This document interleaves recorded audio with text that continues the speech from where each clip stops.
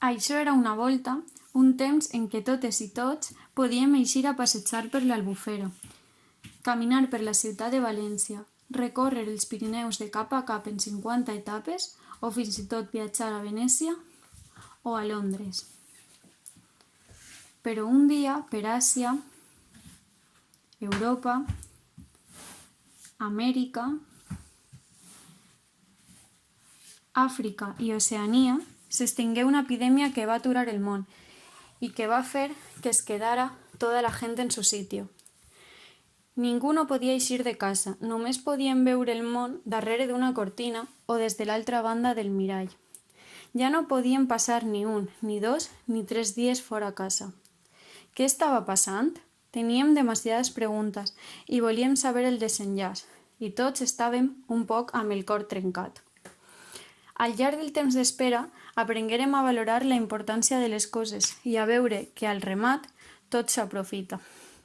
A casa teníem el professor i fèiem classe connectats amb el superordenador i aprenguérem que el tiempo, mientras tanto, també el podríem dedicar a saber cómo mantener tranquilos a los niños, a la lectura o a fer les receptes de la cuina de l'Albufera. Però la gent es cansava, i tant. Uf, va dir ell, acabat ja con esta crisis.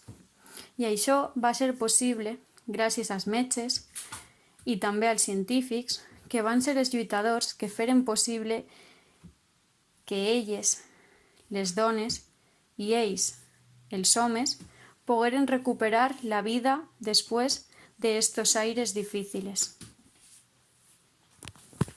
I allà, pel 35 de maig, o un poc després, el primer dia que puguem eixir més allà del jardí, et diré, quan et torne a veure, que vull que fem un viatge més enllà del mar i que puguem tornar a contemplar 1000 soles esplèndidos des del més alt de les muntanyes valencianes, que puguem veure el País Valencià o recórrer Espanya en bici y que puguem trobarnos juntos nada más en alguna terrassa d'un bar, porque la gente feliz lee y toma café.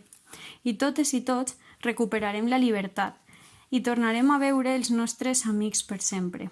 I quan fem inventari d'aquesta odissea, nosaltres, els valencians, no tindrem mala memòria i recordarem per sempre que hem d'estar agraïts a totes aquelles persones que ens han salvat la vida. I conte contat... Este conte s'ha acabat.